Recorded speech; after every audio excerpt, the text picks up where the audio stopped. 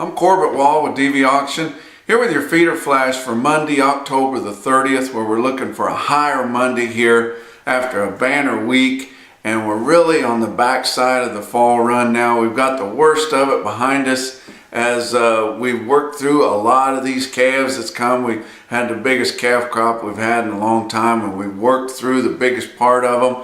Now we're getting where there's hardly any yearlings at all, just a few backgrounded deals left. And our calf run, a lot of those big reputation consignments are behind us. We've still got some of them left to go. They'll bring big money, and guys still have orders to fill. We're finishing up harvest, and your farmer feeders are showing a lot of good demand still for calves to feed and background through the winter. And after this sharply higher fat cattle market that we had late last week, we've just got nothing but good things to look forward to. But you look at the board for last week, December live cattle ended the week at 120.82, up $4.22 for the week. October spot live cattle ended the week and just about done here at 115.37. January feeder cattle always try to roll to the month that has the most play in it, but January is by far the highest volume now. Ended the week at 155.95, up $4.63 for the week. October went off the board late last week at 155.12. But this fat cattle market, we didn't have hardly any cattle sold through Thursday, about 1,800 there, and waited till late on Friday afternoon before they ever started. You remember we talked that 115 was the goal. We knew we could get 113 and probably 114. 115 was the goal, but your feeders just kept staying dug in and did not want to give up. And then you started seeing a little bit of 113, 114 trade Friday afternoon, but just around the fringes of the 5-area feeding region, like North Dakota, places like that are usually a little bit back of there. And your feedlot managers, guys selling cattle, they just got bolder and bolder and bolder as the afternoon went on. And it was just like they were having an auction out there in the country with text messages, phone calls, this and that going on out there. And it just kept getting higher and higher and higher. I think there was cattle sold at almost every level between 113 and 119.50. You never see that. It just really showed how hungry these packers are for cattle and how well they're getting along. They've been making money all year long on their cattle that they've been buying and meat going out the door. But that was from $2 to $7.50 higher. And I'm going to say mostly $7 higher because you had a lot of cattle trade, especially in the Southern Plains at 118. Well, they sold the week before at 111, so that's sure $7 higher, but on the high end, you had more cattle selling until the early evening at 119.50. A lot of guys were probably thinking maybe they were going to get $1.20.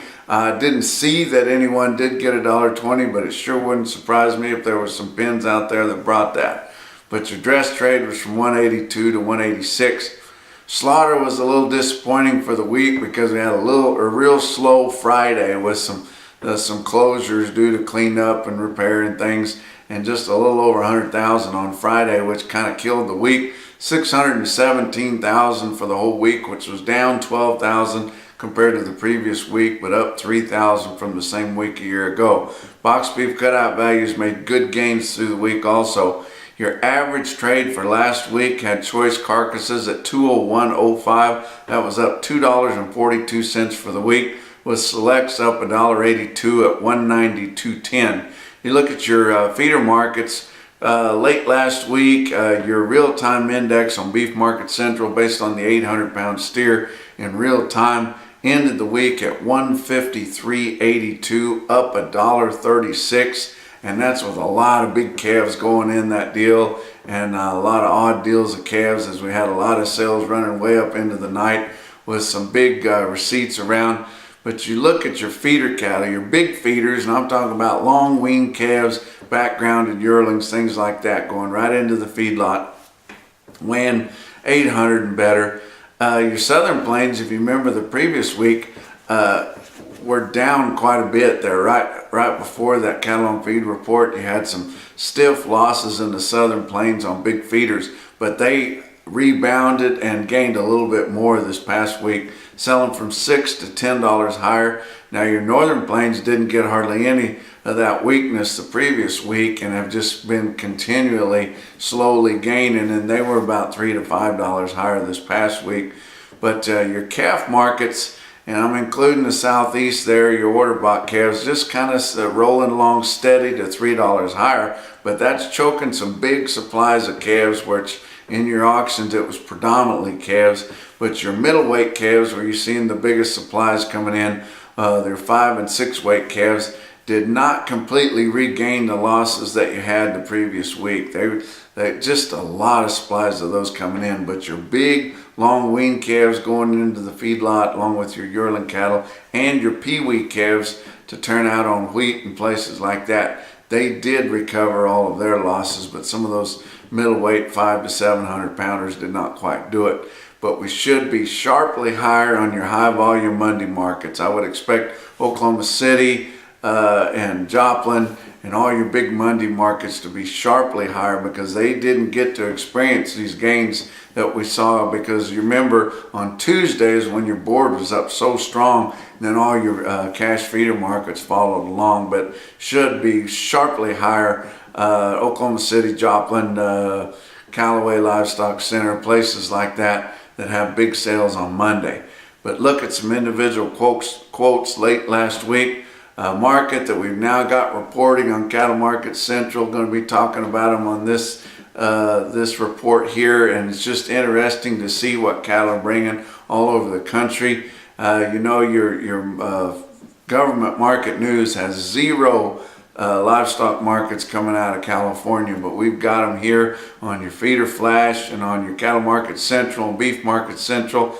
Shasta Livestock Yard, auction yard there in Cottonwood, California, which that Shasta always makes me think of Merle Haggard. I don't know if it does you or not, but they had a load of 719 pound steers on Friday, bring 162. That's pretty respectable. Another big market on a Friday out on the eastern side of the country, Bluegrass Stockyards, Richmond, Kentucky. 55 head of big steers, weighed 930 pounds, bring 148.90, and you know when they get down to dimes, they're squeezing every drop out of that market. But that's your Feeder Flash for Monday.